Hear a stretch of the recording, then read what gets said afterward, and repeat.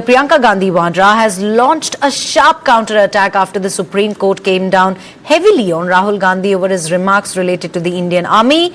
In a strong defense of her brother, Priyanka Gandhi said, and I quote, "They do not decide who a true Indian is."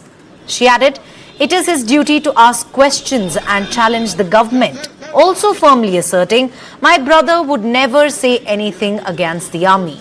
The remarks come amid an escalating row after the Supreme Court pulled up leader of opposition Rahul Gandhi over his remarks on the Indian Army during the Bharat Jodo Yatra in 2022.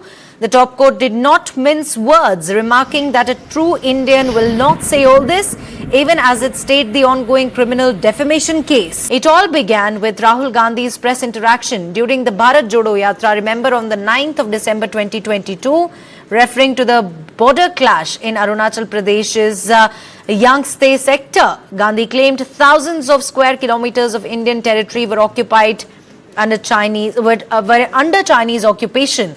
Now, what followed was outrage and a criminal defamation suit. To discuss this in detail, I'm joined by Ashwini Kumar Mishra, a Congress leader. I'm also joined by Rajalakshmi Joshi, political analyst. I'll come to you, Rajalakshmi. Who defines patriotism in a democracy? You know, when the Supreme Court says a true Indian will not say this, how should we interpret that? Is there now a line between dissent and defamation that is being judicially drawn? Is that question for me? Hello, Neha. That's a very interesting question. We all have a kind of a moral compass. So, all of us, we have some kind of a view about how our nation is, about, we definitely have some perception about our country. Now, there are statements made by the Indian Army, there are statements made by the government, there are statements and claims made by the other countries. So whether it may be China or whether it may be Pakistan. So Pakistan and China, they may make all kinds of claims about how they won in a particular war or how they have stakes over a particular territory. And our Indian Army says something to the contrary. So what exactly are you supposed to be believing? Who do you believe in? And do you have pride in your own army, or do you have more faith in what someone else is saying, a president of another country is saying? So that, I think, actually lays a lot of questions about what exactly where your loyalties lie. So when a person says that the Indian Army, हमारे जवान पिट रहे थे अरुणाचल प्रदेश में, and that our Indian Army has lost, say, maybe 2,000 square kilometers to the Chinese, when our Indian Army has clearly said that that has not happened. So that actually puts a lot of questions about whom are you believing. This, you could actually put it up as a question. You cannot make such claims and accusations on the Indian Army.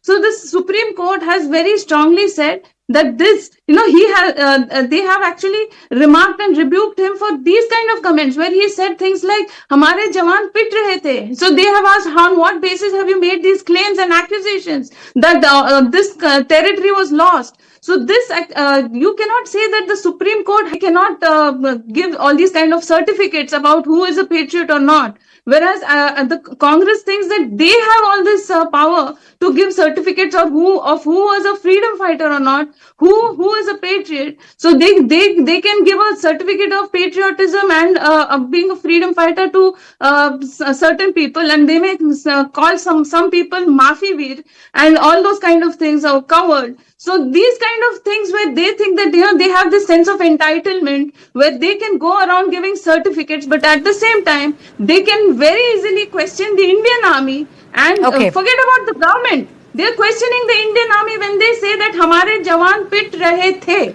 All right, I heard you, Rajalakshmi. You made your point. Let me quickly go across to Ashwini Kumar Mishra.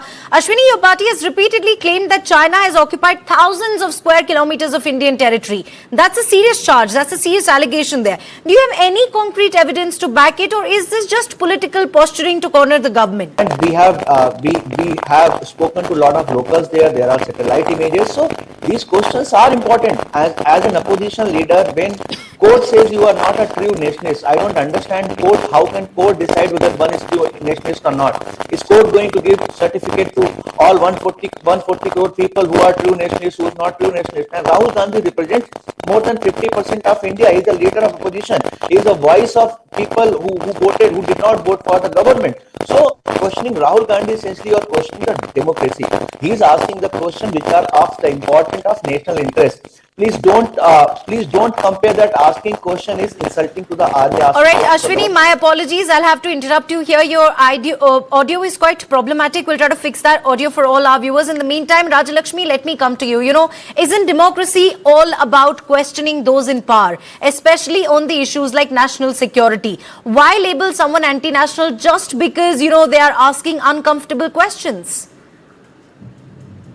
Neha, very firstly, this statement was made during the Bharat Jodo Yatra. Right. The statement in question was made during the Bharat Jodo Yatra when he was not the leader of opposition. So that the statement being made right now by Ms. Priyanka Gandhi and by all the Congress people is that he is a leader of opposition, so he has every right to he has every freedom of speech and he can make any statement he wants. See, this was a statement, this was an accusation, it was not a question. He could have asked a question to the Home Minister, he could have asked the question to the army, he could have asked a question. But instead of that, he was making accusations and making blatant claims saying that "Hamare jawan pit rahe the." So that is not a question. It is an accusation, and that is a very strong accusation at that. So when he makes such claims saying that "Hamare jawan pit rahe the," and when we all know that in fact it was the Chinese army who didn't even reveal how many of their soldiers were thrashed. More than hundreds of them have died. And look at them, that they, not one statement comes from any one of them saying that we were badly beaten. So on the contrary, when our own leaders go on, even on international forum, then they make such claims and they say that "Hamare jawan pit rahe the," that we were being badly thrashed and our territories are being taken, encroached by the Chinese. And even now, during Operation Sindoor, now they're calling it as a failure and they're talking about jets being down and they're making all kinds of claims. When the Indian army, when the defense forces are making statements saying that this is definitely not true. So how can you make such claims? You asking a question is different and making a false accusation, that too baseless one. Rajalakshmi, that is completely it is very contrary to what you are saying. Rajalakshmi, I'm sorry, I'll have to interrupt you here. You know, you make a fair point, but if an elected leader genuinely believes that our Jawans are in a vulnerable position, doesn't he have the right, even the responsibility to flag it? How do we separate demoralizing the army from demanding accountability from the government?